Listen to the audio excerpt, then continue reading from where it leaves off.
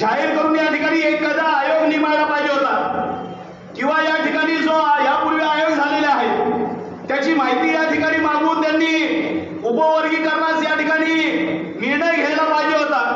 मात्र दुर्दैवाने याच्यामध्ये 2 महिन्याचा कालावधी गेलेला आहे।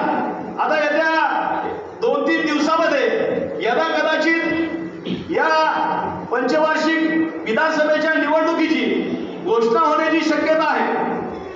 येत्या 2-3 दिवसामध्ये आचारसंहिता या ठिकाणी लागू होणार आहे आणि आचारसंहितेनंतर निवडणुका होतील।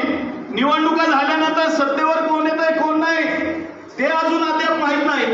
मात्र आम्हाला अपेक्षा अशी होती की मातंग समाज हा महायुतीमध्ये प्रामाणिकपणे आपण जर लोकसभेला पाहिलं असेल, मगाशी डॉक्टर रवींनी या ठिकाणी उल्लेख केला की या ठिकाणी निश्चित महायुतीमध्ये आपण घटक पक्ष आहे आणि घटक पक्ष असताना मागच्या लोकसभेला आणि त्यापूर्वी देखील 2019ला देखील लवजी शक्ती सेना यांनी प्रामाणिकपणे या राज्यामध्ये काम केलेलं आहे। मातंग समाजाने देखील महायुतीच्या पदरामध्ये भरभरून या ठिकाणी दान दिलेलं आहे, मताचं दान दिलेलं आहे।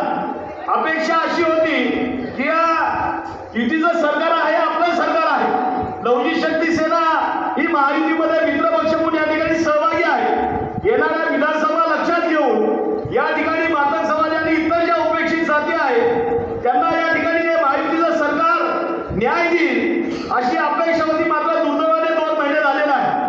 काल आपल्याला ज्ञात असेल 2 दिवसापूर्वी 4 तारखेला जालना ते संभाजीनगर ही पदयात्रा सुरू झालेली आहे। अनेक ठिकाणी आमची तरुण युवक रस्त्यावर येऊन या ठिकाणी आंदोलन करत आहेत। तहसील कार्यालय असेल, जिल्हाधिकारी कार्यालयामध्ये असेल, राज्यामध्ये जिल्ह्यामध्ये या ठिकाणी आंदोलन सुरू आहे की त्या ठिकाणी मातंग समाजाचा तरुण आणि तरुणी आणि आमचे या ठिकाणचे बांधव एकच मागणी करतात की जो निर्णय 1 ऑगस्टला सर्वोच्च न्यायालयाने घेतलेला आहे त्या निर्णयाची या ठिकाणी तात्काळ अंमलबजावणी करा अशी मागणी या ठिकाणी होत असताना दुर्दैवाने या ठिकाणी विलंब होत आहे। मी सकाळीच फडणवीस साहेबांना त्या ठिकाणी निरोप दिलेला आहे, त्यांना मेसेज देखील केलेला आहे की या ठिकाणी आम्ही महायुतीमध्ये घटक पक्ष म्हणून सहभागी आहोत। सहभागी कशासाठी झालोय? आम्हाला आमदार खासदार किंवा मंत्री होण्यासाठी आम्ही महायुतीमध्ये आलेलो नाही, तर या ठिकाणी माझ्या समाजाचे माझ्या मातंग समाजाचे प्रश्न सुटले पाहिजेत म्हणून आम्ही तुमच्या सोबत आलेलो आहोत। या ठिकाणी आम्ही तुमच्याकडे तिकीट मागत नाही, पद मागत नाही किंवा पैसा मागत नाही, अगदी साधं कुठली कमिटी मागत नाही, केवळ माझ्या मागाचे प्रश्न सुटले पाहिजेत, माझ्या समाजाचे प्रश्न सुटले पाहिजेत, त्याकरता आम्ही तुमच्या सोबत आहोत। जर हा निर्णय जर तुम्ही घेतला नाही तर या ठिकाणी आम्हाला वेगळा विचार करावा लागेल। समाजामध्ये या ठिकाणी तीव्र संताप व्यक्त होत आहे। अशा पद्धतीने मी त्यांना निर्णय दिलेला आहे। निर्णय त्यांच्या हातामध्ये आहे, महायुतीचं सरकार आहे। मुख्यमंत्री साहेबांना देखील मी 2 वेळा भेटलेलो आहे, त्यांना देखील विनंती केलेली आहे। या ठिकाणी खरं तर तुम्हाला संधी मिळालेली आहे। एक तर आजवर मातंग समाजाने राज्यामध्ये अनेक आंदोलनं केली, मोर्चे काढले, उपोषण केली, पदयात्रा काढल्या, लोटांगणं घेतली, अनेक केसेस अंगावर घेतल्या, अनेक वेळा पोलिसांचा मार खाल्ला। हे सर्व काही करत असताना आम्ही वेळोवेळी या ठिकाणी राज्यात असेल किंवा केंद्रात असेल, मग आघाडीचं सरकार असेल, युतीचं असेल किंवा महायुतीचं असेल किंवा महाविकास आघाडीचं असेल, या प्रत्येक सरकारकडे आम्ही सातत्याने मागणं मांडायचो, वेगवेगळे आंदोलन करून या सरकारकडे मागणं मांडायचो। अधिवेशन असेल, नागपूर असेल, मुंबई असेल, त्या ठिकाणी सातत्याने आम्ही जायचो, त्यांना विनंती करायचो की बाबा रे आम्हाला जे एकत्रित एक भाकरी तुम्ही शिक्षणात नोकरीमध्ये आणि राजकारणामध्ये जी आरक्षणाची 13% जी एक भाकरी दिली त्याच्यातला मागाचा चतुर तुकडा बाजूला काढून द्या, आम्ही आमचं खात बसतो। आम्ही काय वापर मागत होतो, आम्ही वेगळं काय मागतोय का? आम्ही त्या भाकरीचा तो तुकडा मागतोय जो आम्हाला 1950ला या ठिकाणी वाढलेला आहे आरक्षणाच्या माध्यमातून, तो तुकडा मागतोय, न्यायिक मागणी मागतोय। मात्र दुर्दैवाने इथल्या कुठल्याही सरकारने या न्यायिक मागणीकडे कधी लक्ष दिलं नाही। ज्यांना आरक्षणाचा अधिकार नाही, ज्यांना संविधानिक पद्धतीने या ठिकाणी आरक्षण देण्यात आलेलं नाही, त्यांच्यासाठी तुमची तोंड उघडतात। मात्र जो प्रामाणिक आणि या देशासाठी, राज्यासाठी, गावागावासाठी बलिदान दिलेला जो मातंग समाज आहे त्याच्या प्रश्नावर तुम्ही तोंड उघडत नाही। ही अशी परिस्थिती असताना अनेक राज्य सरकारकडे राजधाला आम्ही सातत्याने मागणी करायचो, मात्र कुठलंही सरकार असू द्या त्यांनी याबाबत निर्णय घेतलेला नाही। जो निर्णय घेतला तो शेवटी सर्वोच्च न्यायालयाने घेतला। शेवटी सर्वोच्च न्यायालय आमच्यावर दया आली की या ठिकाणी हा समाज गेल्या 74 वर्षापासून या ठिकाणी उपेक्षित राहिलेला, 26 जानेवारी 1950 ला संविधान लागू झालं, आम्हाला आरक्षण सुरू झालं. 13% आरक्षण मध्ये 59 जाती आहे. महार चाबार ओला डकलार माला मादिगा बन्ने वस्ती आगेर आर्यवंशी आर्यमाला भंगी भांबी कुरुड बेरड पासी कोडी तोरी डुंबर या 59 जाती आहेत. ही जी जातीची जी मी नावं सांगितली, आज जर आमच्या लोकांना जर विचारलं किंवा त्या अनुसूचित जातीची नावं सांगा, त्या भावंडाची नावं सांगा, दुर्दैवाने आमच्या लोकांना आताही माहित नसेल, कित्येकांना ते माहित नसेल. 1950 ला घर बनवलं, अनुसूचित जातीचं एक घर बनवलं, अनुसूचित जमातीचं एक घर बनवलं आणि त्या अनुसूचित जातीच्या घरामध्ये 59 भावंडांना ठेवलं. दुर्दैवाने 74 वर्ष झाली, आम्हाला त्या एका घरातल्या भावंडाची सुद्धा नावं माहित नाही. आम्हाला 4-5 भावंडांची नावं माहिती आहे. महान चांभार वाल्मिक मेहतर खाटिक एक 5 नाव, बस त्याच्या पलीकडे आम्हाला नाव माहिती. किती मोठं दुर्दैव बघा. सरकारने शासनाने कधी आमच्यापर्यंत येऊन ती माहिती दिली नाही की बाबा तुम्ही अनुसूचित जातीच्या घरामध्ये राहता, तुमच्यासाठी शिक्षणामध्ये नोकरीमध्ये राजकारणामध्ये स्वतंत्र आरक्षण आहे, तुमच्यासाठी राज्य सरकार केंद्र सरकारने जिल्हा परिषद योजना आहे. दुर्दैवाने आजपर्यंत ही तसदी कुठल्याही सरकारने घेतली नाही. आम्ही सातत्याने सरकारकडे पाठपुरावा करत होतो, मात्र कुठल्याही सरकारने आम्हाला न्याय दिला नाही. आम्ही फडणवीस साहेबांना सकाळीच बोलतो की सुदैवाने तुम्हाला ही संधी मिळाली, या ठिकाणी तुम्हाला काही करावं लागलं नाही. सुप्रीम कोर्टाने निर्णय दिलेला आहे, ज्याला सुप्रीम कोर्ट टाळतं त्याच्यासाठी तुम्ही दिवस रात्र पाहताय. अरे सुप्रीम कोर्टाने ज्याच्यासाठी न्याय दिलाय त्याच्यासाठी इथं निर्णय घ्यायला तुमचं काय जायला लागलं? इथं निर्णय घ्यायला काय बिघडलंय? मातंग समाज तुमच्या सोबत आहे, प्रामाणिकपणे तुमच्या सोबत आहे, मात्र दुर्दैवाने तुम्ही अद्यापर्यंत या ठिकाणी निर्णय घेतला नाही. याचे परिणाम मात्र तुम्हाला वाईट होतील म्हणून मी सकाळीच त्यांना सांगितलेलं आहे. तुम्हालाही या ठिकाणी मी सांगतो, कुणी का असं कुठल्या का पक्षाचा असेल, पण जो आपल्या प्रश्नावरती, जो आरक्षणाच्या प्रश्नावरती जो आपल्या सोबत असेल त्याचाच फक्त मागाने भविष्यात विचार करायचा, अन्यथा कोणाचा विचार करायचा नाही करायचं. आजपर्यंत आम्ही सगळ्यांचं बघत आलो, सगळ्यांचं करत आलो. देशासाठी मरणार आम्ही, देशासाठी ज्यांनी योगदान दिलं, बलिदान दिले, रक्त सांगलं, आम्ही सांगतोय ना, आम्ही काय आम्हाला पडलोय का अफगाणिस्तान पाकिस्तानातून आलोय? अरे इथल्याच भूमीतले पुत्र आणि इथल्याच माझी सेवा आम्ही केली, इथंच देशासाठी लढलो आम्ही, इथंच गावागावासाठी मागील बाबा झालो आम्ही. प्रचंड त्याग योगदान या मातंग समाजाचं आहे. मी जास्त या ठिकाणी इतिहासामध्ये जाणार नाही, मात्र थोडासा उल्लेख राजूदादा आपल्याला माहिती असलं पाहिजे.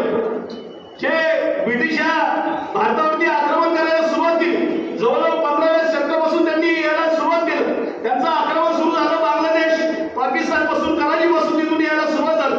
हळूहळू ब्रिटिशांनी एक राज्य या ठिकाणी पादाक्रांत करत असताना सर्वात जास्त त्रास जो त्यांना झाला तो या आपल्या मराठी राज्याचा, मराठी मुलकाचा सगळ्यात जास्त त्रास झाला. सगळ्यात शेवटचा जो मुलूक ब्रिटिशांना या ठिकाणी मिळाला तो हा मराठी मुलूक होता. तोपर्यंत त्यांनी अखंड भारत या ठिकाणी व्यापला होता, अखंड भारतामध्ये त्यांची सत्ता प्रस्थापित झाली होती. मात्र सर्वात जास्त त्रास इथं त्यांना या मराठी शाहीमध्ये, या मराठी मुलकामध्ये झाला.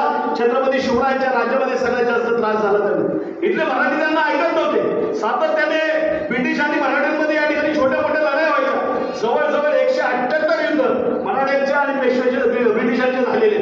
या 178 युद्धापैकी मी शेवटचे फक्त 4 जे युद्ध झाले त्यांचा या ठिकाणी उल्लेख करतो. एक युद्ध झालं खडकी नाक्याला. आपण इतिहास जर पाहिला तर या ठिकाणी मराठ्यांची शेवटची लढाई असं जे नाव दिलं गेलं ते 5 नोव्हेंबर 1817 ला एक लढाई झाली, ती पुण्याच्या खडकीला झाली. ती लढाई कुणामध्ये झाली तर मराठ्यामध्ये आणि ब्रिटिशांमध्ये ती लढाई झाली. तेव्हा पेशवे सेनापती होते आणि गादी सातारची गादी होती. जे 5 नोव्हेंबर 1817 ला जे युद्ध झालं खडकीच्या रणांगणामध्ये, लवजींचे वडील त्या ठिकाणी लढत होते. लवजींचे वडील राघोजी त्या ठिकाणी लढत होते. राघोजीचा इतिहास आपल्याला ज्ञात असेल. राघोजी पुरंदरची किल्लेदारी त्यांच्याकडे होती आणि पुरंदरच्या किल्लेदारी त्या ठिकाणी करत असताना त्यांनी एक कर्तृत्व त्या ठिकाणी गाजवलं होतं. त्यांनी काय केलं होतं तर त्यांनी राजूदादा जंगलामध्ये चालत असताना त्या ठिकाणी त्यांनी जिवंत वाघाला, त्यांच्या हातामध्ये जे टिपरू असताना मोठे नगारे किल्ल्यामध्ये असायचे, ते नगारे वाजवण्याचं जे नाटक असायचं त्याला टिपरू म्हणतात. ते टिपरू घेऊन ते वर डोंगराकडे दरवाजाकडे निघाले होते किल्ल्याकडे आणि जात असताना रस्त्यामध्ये जंगलामध्ये वाघ त्यांच्या समोर आला आणि तो वाघ त्यांच्या समोर आल्यानंतर त्या ठिकाणी राघोजीची आणि वाघाची त्या ठिकाणी लढाई झाली. त्या ठिकाणी त्यांची लढाईमध्ये झालं काय तर त्या ठिकाणी रक्ताचा थेंबही न सांगता त्यांनी वाघाला त्या ठिकाणी जायबंदी केली. राघोजी एवढे विद्वान होते, त्यांना हिंस्र प्राणीची एवढी माहिती होती की त्यांनी त्यांच्या हातातल्या दांडग्याने वाघाचे सगळे साधे सरकले, तो भुकतही नव्हता, त्याला चालताही येतो. अशी परिस्थिती त्या वाघाची ह्या राघोजींनी करून ठेवली. ती कीर्ती सगळी पेशव्यांपर्यंत पोहोचली, सातारपर्यंत पोहोचली. पेशव्यांनी त्यांना आमंत्रित केलं पुण्यामध्ये. राघोजी त्या वाघाला घेऊन त्या ठिकाणी त्यांना आमंत्रित केलं. राघोजींनी काय केलं, तो वाघ घेतला आणि ते डायरेक्ट पुण्यामध्ये गेले शनिवारवाड्याला. त्या ठिकाणी गेल्यानंतर शनिवारवाड्यामध्ये एंट्री करताना राघोजींनी काय केलं, त्या वाघाला उचलला, डायरेक्ट खांद्यावर टाकला, डायरेक्ट चालत चालत आतमध्ये त्या पेशव्यांसमोर गेले. पेशव्यांसमोर गेले आणि त्यांनी आपल्या खांद्यावरचा वाघ तिथं समोर ठेवला आणि ते बाजूला थांबले. तिथं पेशव्याही चक्कर आली. त्यांनाही कळलं की यातला खरा वाघ कोणता, हा का हा. त्याला तिथं प्रश्न पडला की राघोजी वाघ आहे का काय, अशा पद्धतीने तिथं त्यांना प्रश्न पडला. मग त्या ठिकाणी पेशव्यांनी माहिती घेतली आणि त्यांनी विनंती केली राघोजीला की तुम्हाला हिंस्र प्राण्यांची फार माहिती आहे, तुम्ही या ठिकाणी आमच्याकडे राहा. आणि मग पुण्यामध्ये सारसबाग या ठिकाणी प्राणी संग्रहालय होतं, त्याला पेशवे पार्क म्हणायचे. प्राणी संग्रहालय होतं, फार मोठं प्राणी संग्रहालय तेव्हा पेशवे काळापासून होतं. आणि मग त्या ठिकाणची प्राणी संग्रहालयाची जबाबदारी आणि त्याच बाजूला असलेली पर्वती टेकडी, त्या टेकडीवरती पेशव्यांचा मराठ्यांचा त्या ठिकाणी बारूदखाना होता. त्या ठिकाणी त्यांचं सगळं साहित्य होतं, युद्धाचं साहित्य होतं. आणि ती सर्व जबाबदारी त्यांनी राघोजीवर दिली. आणि राघोजीवर दिल्यानंतर त्या ठिकाणी काही वर्ष गेल्यानंतर 1817चा जो प्रसंग घडला की 5 नोव्हेंबर 1817ला त्या युद्धामध्ये असंख्य ब्रिटिशांना राघोजींनी त्या ठिकाणी एक संधी पाठवली. असंख्य ब्रिटिश सैनिकांना त्या ठिकाणी त्यांच्या दानपट्ट्यांनी त्या ठिकाणी त्यांनी अनेक कत्तली त्या ठिकाणी केल्या. आणि हे सगळं होत असताना ब्रिटिशांनी त्या ठिकाणी काय केलं, त्या ठिकाणी राघोजींना चारी बाजूनी त्यांना घेरलं. आणि चारी बाजूनी घेरल्यानंतर त्यांच्याकडे बंदुका होत्या, पेशव्याकडे मराठाकडे बंदुका नव्हत्या, त्यांच्याकडे तलवार होत्या आणि दानपट्टे होते. आणि मग हे सगळं काय असताना ब्रिटिशांनी काय केलं, त्यांना चारी बाजूनी घेरलं आणि घेरून त्यांना त्या ठिकाणी गोळ्या घातल्या सगळ्या शरीरात. त्यांचं शरीर सगळं छन्नी झालं आणि ते त्या ठिकाणी राहण्यात पडले. लवजी वस्तात लहानसे होते ते त्या ठिकाणी त्या युद्धामध्ये तेही सहभागी होते आणि त्या ठिकाणी ते सगळं दृश्य लवजी वस्तात डोळ्यांनी पाहत होते. ब्रिटिशांनी काय केलं, राघोजी धारातीर्थी पडले आणि धारातीर्थी पडल्यानंतर त्या ठिकाणी ज्यावेळेस ब्रिटिश आले आणि ब्रिटिशांनी येऊन त्या ठिकाणी हे शहीद झालेले असताना त्यांना वीरमरण राघोजींना आलेलं असताना देखील त्या ठिकाणी ब्रिटिशांनी राघोजींची त्या ठिकाणी कत्तल केली. त्यांनी काय केलं, त्यांचं शिर जे आहे ते धारा वेगळं केलं, शिर धारा वेगळं केलं आणि गतप्राण झालेला राघोजींचा मृतदेह त्या ठिकाणी पडून आला. आपल्याला ज्ञात असेल, आम्ही लवजी वस्तात साहेबांची मागाशी राजूदादांनी या ठिकाणी मला वाटतं कांबळेंनी या ठिकाणी ती शपथ या ठिकाणी घेतली की आम्ही लवजी वस्तादांची शपथ प्रत्येक ठिकाणी घेतो. लवजी वस्तादांनी काय केलं, त्यांच्या वडिलांचं ते सगळी बॉडी घेतली, त्यांचं शीर घेतलं आणि त्यांनी त्या पुणे-बॉम्बे रोड जो आहे ना पुण्यातला, त्या ठिकाणी त्यांनी त्यांची समाधी बांधली. लवजींनी समाधी बांधली. कधी बांधली, 5 नोव्हेंबर 1817ला. आणि त्याच ठिकाणी शपथ घेतली राजूदादा, जगेंतर स्वराज्यासाठी, देशासाठी आणि मरेंतर देशासाठी. ही शपथ घेतली 5 नोव्हेंबर 1817ला. त्यांचं निधन झालं 17 फेब्रुवारी 1881ला. 86 वर्ष वयाचं त्यांचं. 86 वर्षापर्यंत त्यांनी लग्न केलं नाही जातं. एवढा त्याग, एवढं योगदान या भारत देशाच्या स्वातंत्र्य लढ्यासाठी अनेक क्रांतिकारक गेले. अनेक क्रांतिकारकांनी या ठिकाणी आपलं योगदान दिलं, बलिदान दिलं. मला एकही क्रांतिकारक असं दाखवा की ज्यांनी बिगर लग्नाची क्रांती केली. हा एकमेव मागाचा पट्टा होता ज्यांनी बिगर लग्नाची क्रांती केली. त्याचं नाव होतं आद्य क्रांतिगुरू लवजी वस्तात साहेब. आद्य क्रांतिगुरू लवजी वस्तात साहेब त्यांनी काय केलं, खरं तर लवजी वस्तात साहेब जर नसते ना, या देशाला स्वातंत्र्य देखील मिळालं असतं. बांधवलं तेव्हा तुम्हाला तुमचा इतिहास सांगत नाही, मात्र आम्ही हा इतिहास लक्षात ठेवला पाहिजे. जो समाज आपला इतिहास विसरतो तो इतिहास घडवू शकत नाही, आपलं भविष्य देखील घडवू शकत नाही. म्हणून माझी तुम्हाला सगळ्यांना कळकळीची विनंती आहे, तुम्ही मात्र हा इतिहास विसरता कामा नये. प्रचंड योगदान, प्रचंड त्याग या तुमच्या माझ्या कुळातल्या आमच्या पूर्वजांनी या ठिकाणी या देशासाठी केलेलं आहे.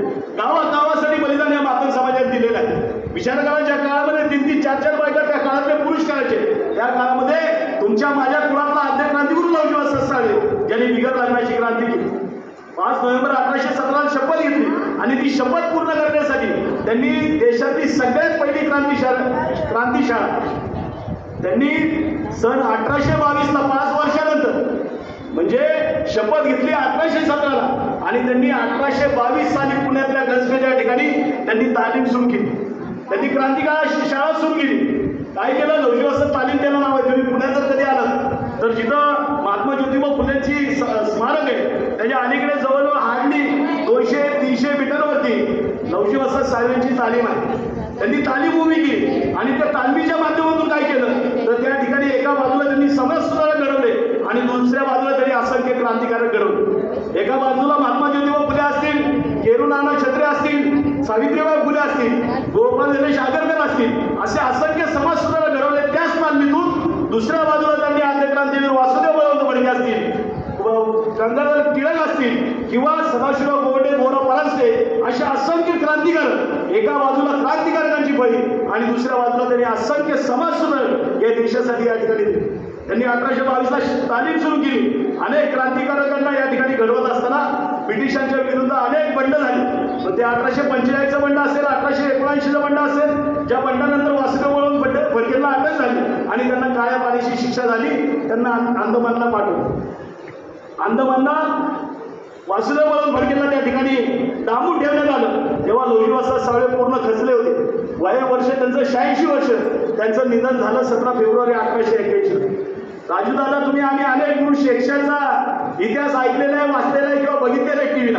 आम्हाला गुरु द्रोणाचार्य आणि अर्जुनाचा गुरु शिष्याचा इतिहास सांगितला जातो.